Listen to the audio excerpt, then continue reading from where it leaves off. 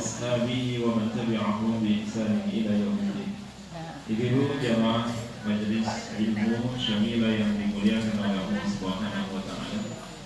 Syukur alhamdulillah pada pagi hari ini di akhir tahun 1441 Hijriah, di penghujung bulan Zulhijjah 1440 Hijriah, kita semua masih diberikan kesehatan oleh Allah, masih diberikan umur panjang, masih diberikan kesempatan untuk bisa hadir bermuajahah silaturahim di majelis offline Syamila. Di saat yang lain masih lockdown, di saat lain masih di rumah, di saat yang lain belum berani keluar rumah. Mudah-mudahan semua yang hari ini bisa hadir di tempat ini dijaga oleh Allah kesehatannya. Amin. Dipanjangkan umurnya. Amin. Disembuhkan dari segala penyakitnya. Amin. Dihilangkan sifat-sifat malasnya. Mudah-mudahan kita termasuk orang-orang yang istiqomah. Amin ya Allah. Salawat serta salam mudah-mudahan senantiasa Allah curahkan bahkan kepada junjungan kita Nabi Muhammad sallallahu alaihi wasallam.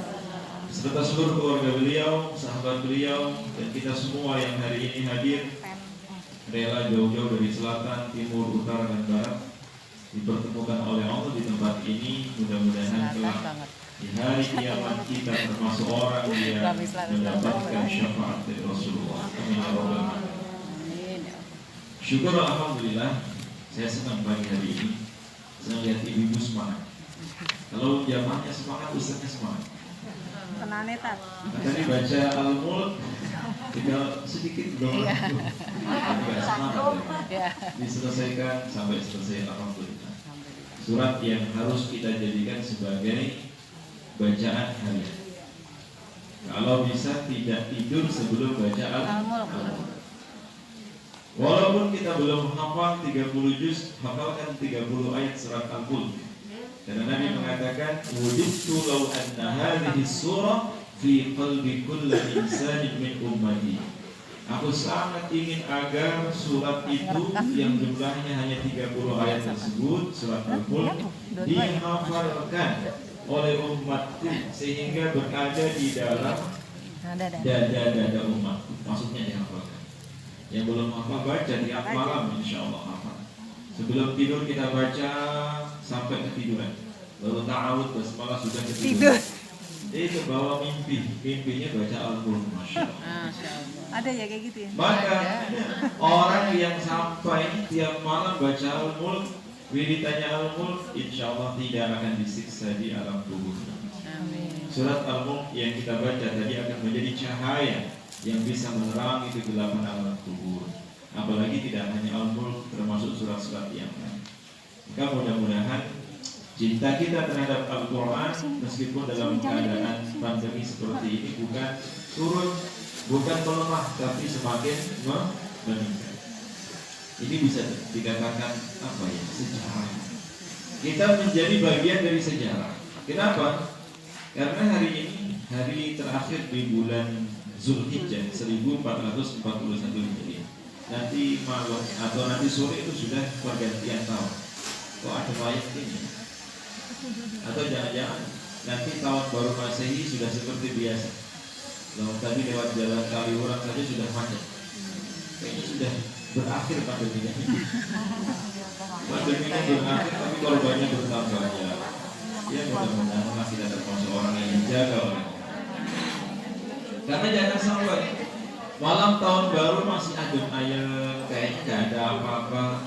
Tapi begitu malam tahun baru Masehi, gembiranya luar biasa. Memang dalam Islam tidak ada hari raya kecuali Idul Fitri, Idul Adha. Tapi juga tidak salah kalau kemudian kita jadikan pergantian tahun ini sebagai momentum untuk evaluasi. Karena bagaimanapun juga kita ini, kata Abu Hurairah radhiyallahu anhu yang juga ditirukan oleh Hasan Al-Basri rahimahullah, bahwa kita adalah bagian dari waktu, potongan-potongan waktu. Apabila satu waktu berlalu, maka berkurang jatah hidup. Sebagaimana yang sering kita dengar, kalau misalnya kita jatah hidupnya 60 tahun, sekarang sudah 58 tahun. Kemudian hari ini berganti, tahun berakhir, maka jatah hidup kita bukannya bertambah, tapi malah berkurang. Dari yang tadinya 58 menjadi 59, kurang 1 tahun. Maka seharusnya tidak menunggu hitungan 1 tahun. Kita bisa melakukan muhasabah per detik, muhasabah per menit, muhasabah per jam, muhasabah per hari, per bulan, sampai per tahun. Nah ini muhasabah per tahun nih. Akumulasi dari per menit, per detik, bahkan per jam, sampai per bulan. Maka kenapa di setiap pertengahan bulan kita dianjurkan berpuasa? Jadi besok kan hari Kamis nih, sudah masuk tanggal 1 Muharram. Maka kalau besok ada yang berpuasa, diniatkan 2 niat sekaligus dapat pahala 2. Niat puasa sunnah hari Kamis, kemudian niat puasa Muharram. Luar biasa. Nanti akan kita bahas keutamaan Muharram. Nah, yang perlu kita siapkan adalah segala sesuatu itu harus kita jadikan sebagai bahan evaluasi. Maka para ulama dulu benar-benar gak bisa tidur gitu kalau pergantian malam, pergantian bulan, pergantian tahun. Kenapa? Karena mereka membayangkan seolah-olah itu adalah akhir dari kehidupan mereka.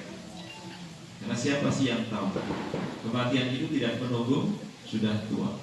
Kematian itu bisa datang seketika, tiba-tiba, tanpa permisi, tanpa harus ada tanda-tandanya. Oh ini batuk-batuk kayaknya mau mati. Oh belum tentu. Yang di rumah aja bisa jadi mati duluan. Bisa jadi mati itu tanpa sakit, tanpa gejala. Tidak harus ada corona, nggak ada corona, mati itu kapanpun.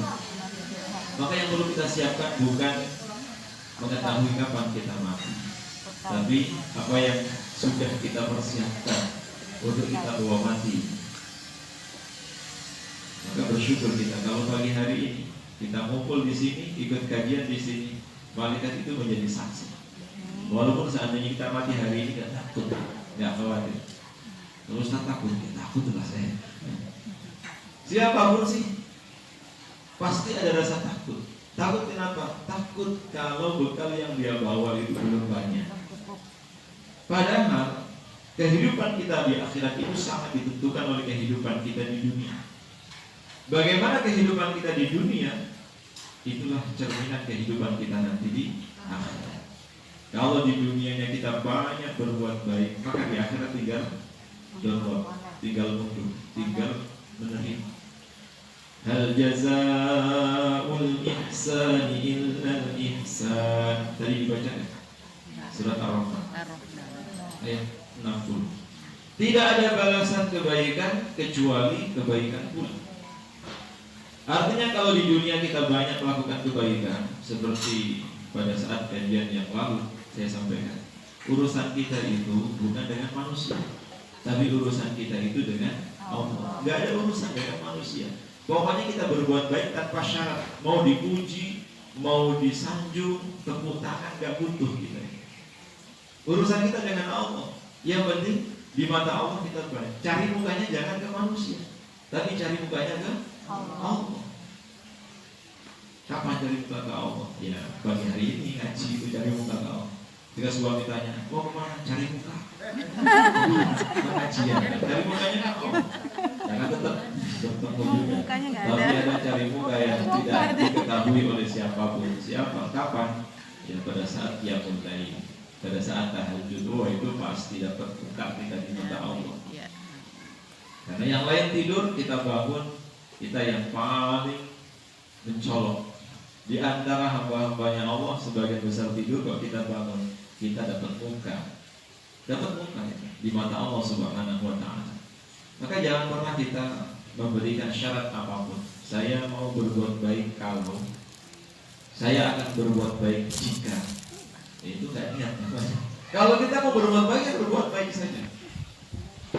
Kalau kita sudah punya prinsip berbuat baik, bukan karena si A, si B, si C sampai Z, tapi kita berbuat baik karena Allah, maka kapanpun dimanapun kita akan tetap berbuat baik. Jadi inilah orang yang paling bahagia hidupnya, karena nanti ketika dia bertemu dengan Allah Subhanahu wa Ta'ala, Dia tidak lagi butuh siapa-siapa. Dia tidak butuh apa-apa. Yang dia butuhkan adalah keridhaan Allah Subhanahu wa Ta'ala. Jadi enteng hidup, buat enteng saja. Gak usah dibuat berat. Hidup itu sudah berat. Kalau kita tambahi nyari gara-gara tambah berat. Dibuat enteng saja. Pokoknya urusan saya dengan Allah. Nah, di akhir tahun ini saat yang paling tepat kita melakukan muhasabah, melakukan introspeksi. Seperti yang sering kita dengar, ini perkataan Umar bin Khattab radhiyallahu anhu. Apa kata beliau? Hasibu anfusakum qabla an tuhasabu. Hasibu anfusakum. Introspeksilah diri kalian. Hisablah diri kalian. Sebelum kalian nanti akan dihisab. Kalau bisa, ada beberapa waktu yang memang kita gunakan untuk menyendiri. Saya seperti ini ada. Waktu-waktu saya menyendiri. Walaupun di rumah ada santri, kemana-mana ketemu jamaah, tapi saya akan mencari waktu untuk menyendiri, berdoa dengan Allah Subhanahu wa Ta'ala. Semakin banyak waktu kita untuk menyendiri, semakin baik. Biasanya kan kita butuh waktu, ya kan? Ibu-ibu ketika ada masalah misalnya dengan suami, susah ngomong, susah berpikir, saya butuh waktu.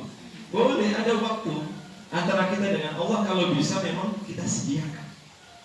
Jangan sampai setiap waktu kita tidak menyediakan waktu luang untuk Allah. Jangan sholat 5 waktu, iya itu sholat 5 waktu untuk Allah. Tapi kan kita masih berinteraksi dengan manusia, masih berjamaah, masih ketemu orang. Tapi ada satu waktu kita menyendiri, bukan ngelamun, bukan bertabah, bukan. Tapi memang ada waktu. Misalnya ibu ketika lockdown, tidak lagi ngantar sekolah anak dan seterusnya. Kalau di rumah memang tidak memungkinkan, di rumah itu ramai, ada misalnya suara-suara, kemudian ada yang kerja gitu, kita nggak bisa, maka cari coba satu masjid.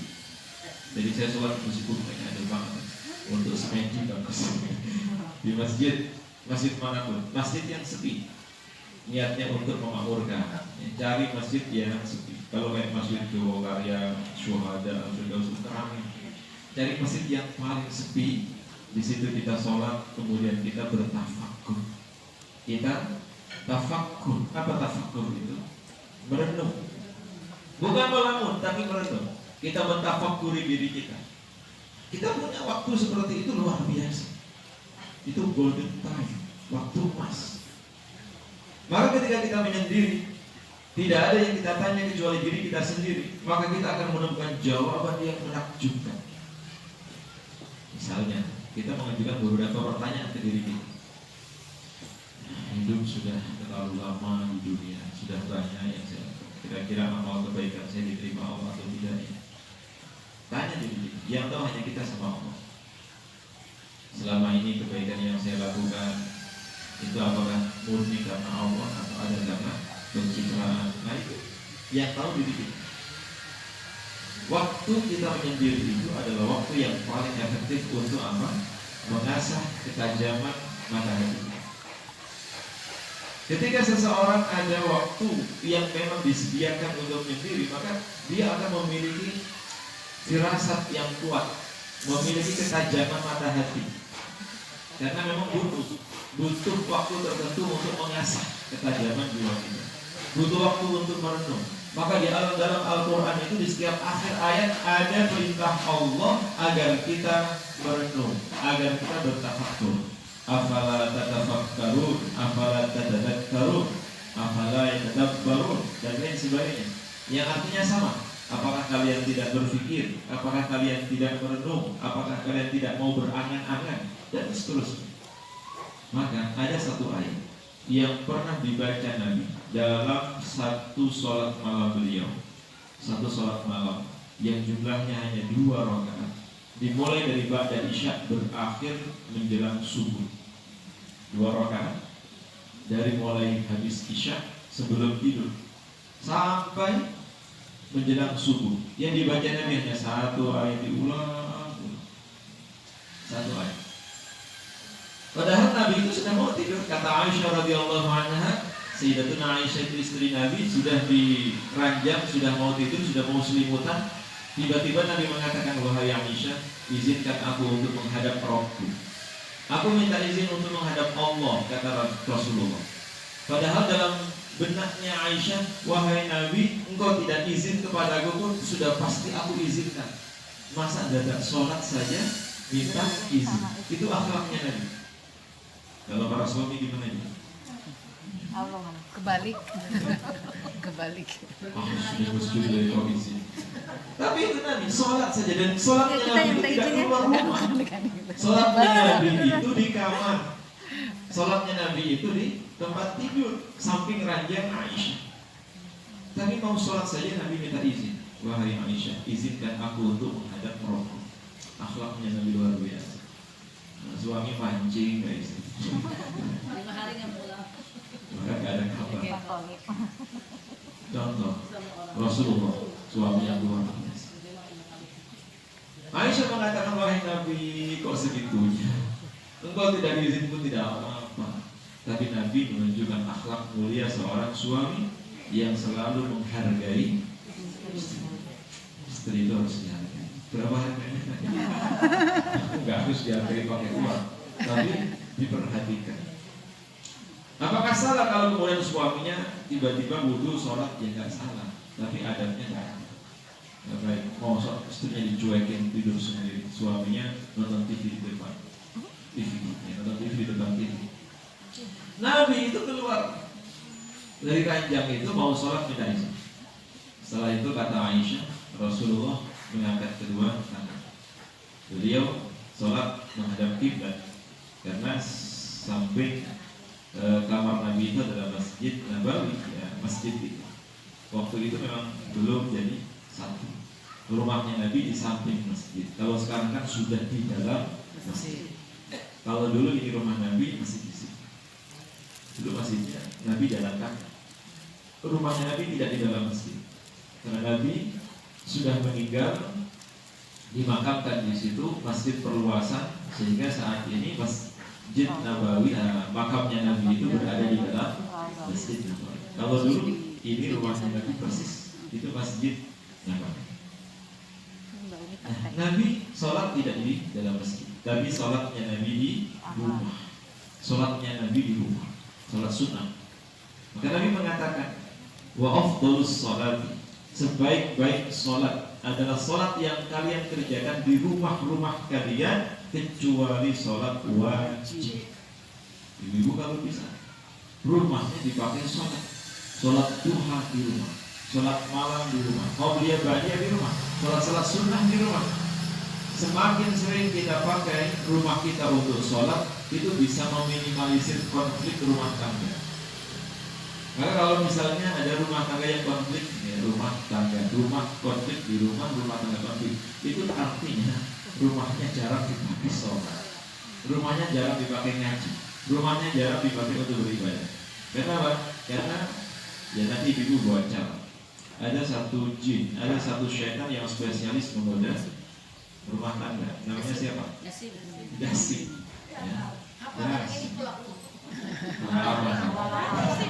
Pengalaman kayaknya. Jin apa namanya? Nah, jin itu harus diusir dari rumah. Salah satunya apa? Pakai sholat. Rumah itu kalau sering dipakai ngaji, rumah itu kalau sering dipakai ibadah, terutama bangun malam, termasuk juga sholat qobliyah ba'diyah, insya Allah ternetralisir. Bahkan penuh dengan cahaya Allah, penuh dengan cahaya Al-Quran. Paling tidak ketika kita sampai rumah itu ada hawanya tenang, nikmat, ada kebahagiaan tersendiri. Rumah itu menjadi baiti dan rumahku surga. Luar biasa. Tapi kalau rumah jarang dipakai ibadah, semuanya tidur, makan, atau TV, masak dan seterusnya, garing, rumah itu bersih. Jika kita yang punya rumah sering pakai ngaji, semakin sering pakai ngaji, semakin tenang, semakin tenang. Dan Nabi itu sholat malamnya di rumah. Sejak mulai takbiratul ihram, Allahu Akbar, suara Nabi itu sudah bergetar. Suara Nabi itu bergetar. Ketika beliau baca Al-Fatihah itu gemuruh dari dada Nabi. Suara Nabi serak, badannya bergetar. Setelah Al-Fatihah beliau membaca surat Ali Imran, ini yang saya sebut tadi.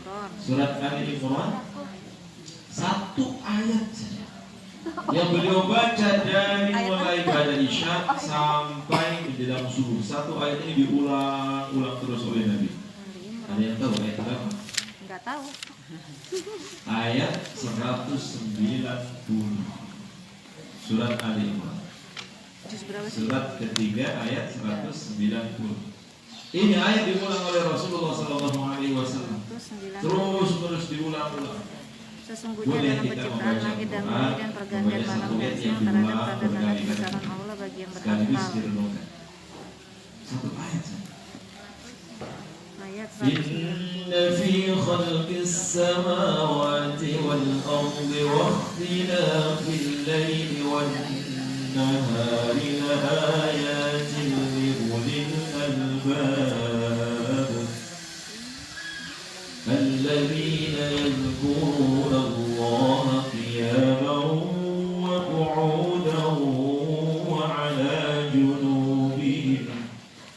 وعلى جنوبهم ويتفكرون في خلق السماوات والأرض. Kalau ibu baca teruskan sampai ayat 194 itu doa. Rabbana ma khalaqta hadza batilan subhanaka faqina adzaban nar. Rabbana innaka man tudkhilin nar faqad akhzaytah wa ma lil-zalimin min ansar. Rabbana innana sami'na munadiyan yunadi lil-iman an aminu bi rabbikum fa-amanna. Rabbana faghfir lana dhunubana wa kaffir 'anna sayyi'atina wa tawaffana ma'al abrar. Rabbana wa atina ma wa'adtana 'ala rusulika wa la tukhzina yawmal qiyamah innaka la tukhliful mi'ad. Itu doa, semuanya doa. Yang dibaca Nabi hanya 190 tapi diulang-ulang sampai menjelang subuh. Tetapi ada satu amalan yang ibu mungkin belum pernah dengar ya. Nabi itu setiap beliau bangun tidur, sebelum beliau turun dari ranjang, sebelum beliau keluar dari kamar, pokoknya bangun tidurlah ketika mata itu sudah kembali terbuka. Bahkan sebelum membaca alhamdulillahilladzi ahyana ba'da ma amatana wa ilaihi nusyur, Nabi itu, ini hadisnya sahih. Nabi setiap selesai bangun atau bangun tidur, sebelum beliau turun dari kasur, sebelum dulu belum ada kasur, pokoknya sebelum Nabi turun dari ranjang, Nabi itu membaca 10 ayat terakhir surat Ali Imran. Membaca 10 ayat terakhir surat Ali Imran. Dari ayat 191 ya. Ya, 191 sampai ayat 200. Ya ayyuhalladzina amanu sampai ayat 200.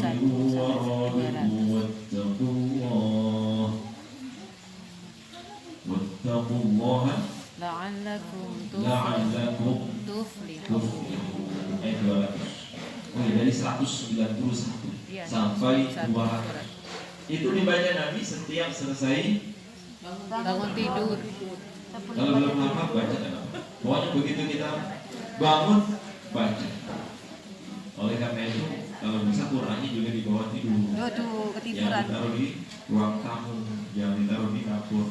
Kalau kita taruh di dapur berarti kita sudah keluar kamar. Tapi kalau Qurannya kita taruh di samping ranjang, kita taruh di samping kasur, kita bisa langsung Ada membaca. tak? Ada. Jadi Nabi sebelum beliau turun dari ranjang, begitu bangun beliau baca dari Saya nggak Nabi bawa, Muhammad tadi tak bawa, tak bawa. Kadang Nabi itu membaca satu ayat dalam 2 rakaat. Kadang 2 Gak bisa rakaat tak kasih aku 6 kemarin kan baru sampai 7 surat. Al-Fatihah, Al-Baqarah, Ali Imran, An-Nisa, Al-Maidah dibaca dalam 2 rakaat sholat. Kalau kita kan pilih yang pendek-pendek kayak kursi ya, 5 ayat pertama Al-Baqarah terus ditutup dengan akhir Al-Baqarah. Kalau Nabi dibaca semuanya sampai dikatakan oleh Aisyah radhiyallahu anha, wahai Nabi, bukankah dosamu telah diampuni Allah dan kau sudah dijamin masuk surga? Kenapa engkau masih melakukan seperti ini? Nabi dengan santai menjawab, memang aku tidak boleh menjadi orang yang pandai bersyukur. Jadi Nabi itu sholat seperti itu bukan karena ingin surga, takut neraka. Apalagi kita misalnya punya masalah, punya utang, ingin segera dilunasi. Nabi sudah gak butuh dunia. Beliau sholat itu hanya sebagai ekspresi syukur beliau kepada Allah. Maka sholatnya luar biasa. Itu sholatnya Nabi. Nah, yang dibaca oleh Nabi itu adalah ayat tentang tafakkur. Inna fi khalqis samawati wal ardh. Sesungguhnya pada penciptaan langit dan bumi, wa ikhtilafil laili wan nahari, dan pergantian siang dan malam, malam dan siang, la ayatin liqaumin yatafakkarun. Sungguh pergantian waktu, pergantian tahun, pergantian bahkan hari, jam, menit, detik berganti. Dan segala penciptaan yang ada dalam langit dan bumi itu terdapat tanda-tanda kebesaran Allah. Bagi siapa? Bagi orang yang mau mikir. Maka kita hanya bisa berpikir kalau sendiri. Kalau rame-rame susah. Contoh misalnya belajar. Belajar itu kalau ramai ada suara-suara bisa kerjain tugas sekarang. Enggak kan? Ibu misalnya ada tugas untuk menyelesaikan sesuatu. Itu kalau kita ngerjain tugas di mana? Di Malioboro itu jalan-jalan ke mall, itu bukan kerjain tugas. Walaupun sekarang bekerja bisa di mana-mana, tapi hasilnya nggak maksimal.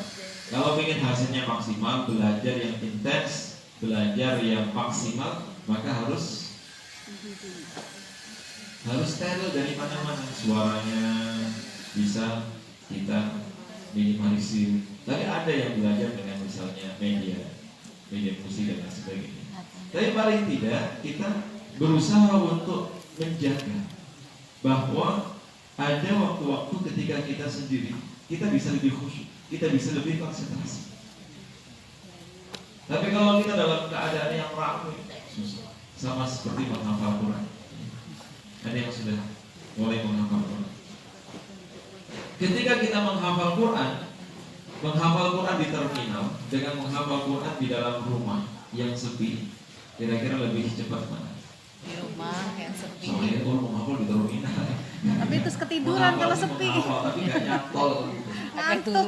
Yang namanya menghafal itu harus dalam keadaan sunyi. Maka beda menghafal Quran di waktu pagi dengan menghafal Quran di sepertiga malam itu beda. Satu yang menghafal Quran di sepertiga malam yang terakhir jam 3 bangun dia menghafal Quran. Dengan mereka yang baru menghafal Quran pagi seperti ini hasilnya beda. Yang menghafal Quran di sepertiga malam atau sebelum subuh lebih kuat hafalannya daripada yang menghafal Quran pagi seperti itu. Itu golden time.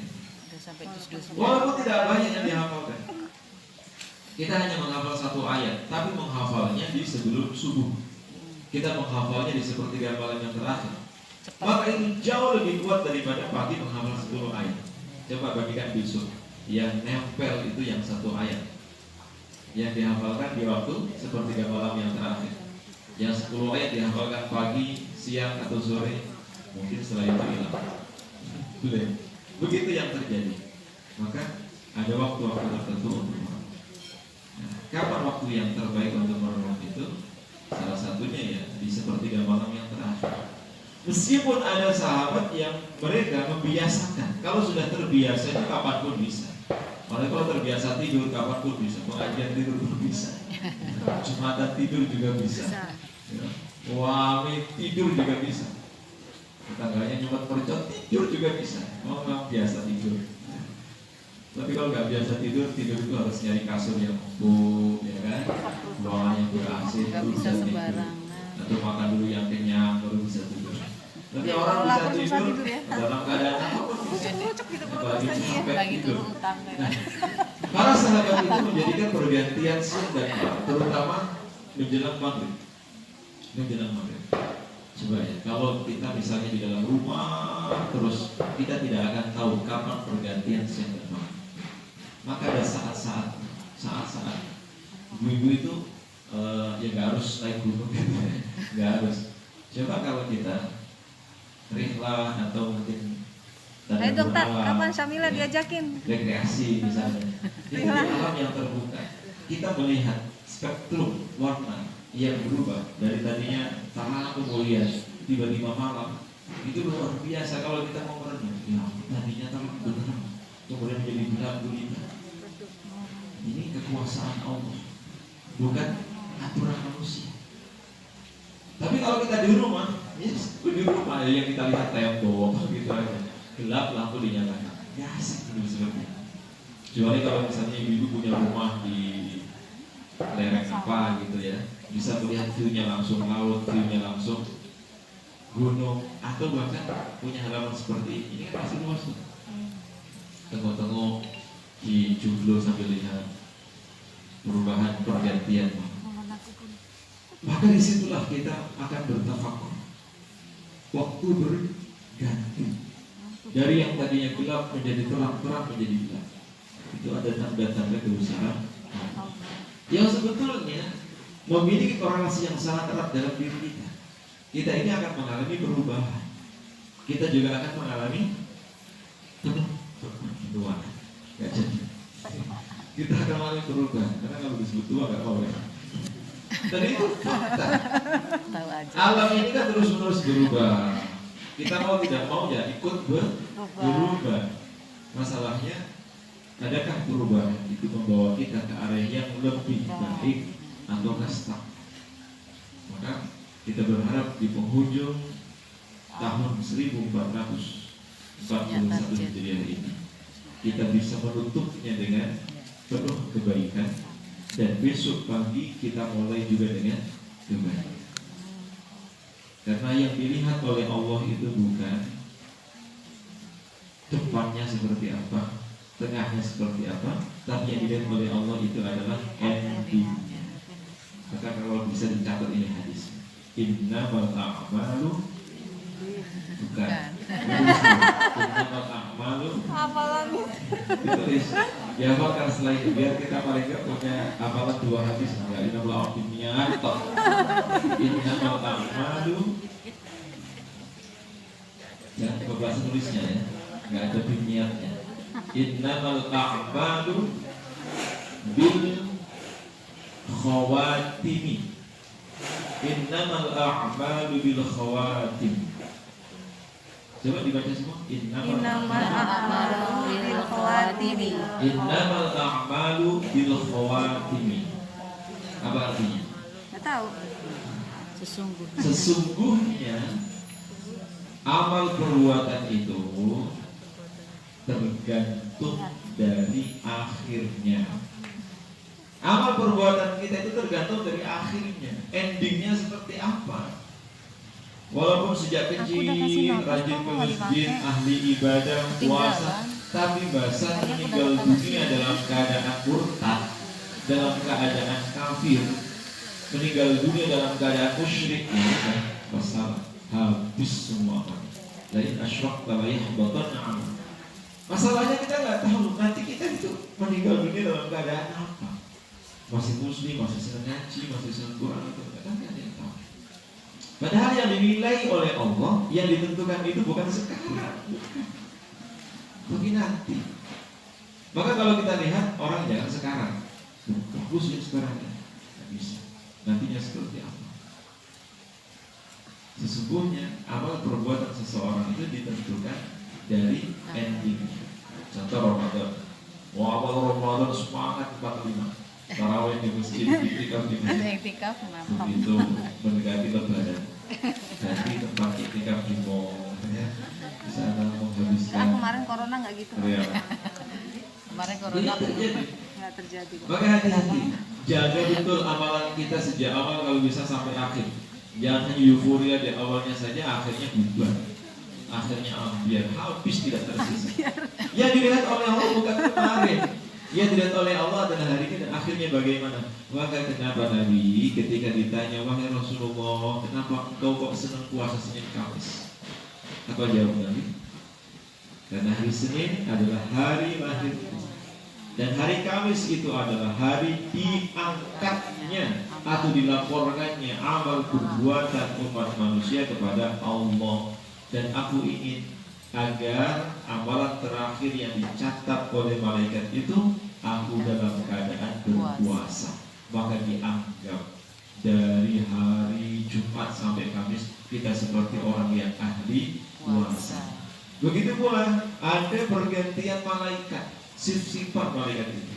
Ada shift subuh, ada shift asar. Jadi malaikat sekarang ini beda dengan malaikat tadi malam. Sudah shift subuh, tugasnya sampai asar. Setelah asar, beda dengan yang sekarang. Malaikat sekarang yang mendengar kita ngaji, nyata kita ngaji. Kau, catatannya malaikat lebih lengkap daripada catatan itu. Lebih detail.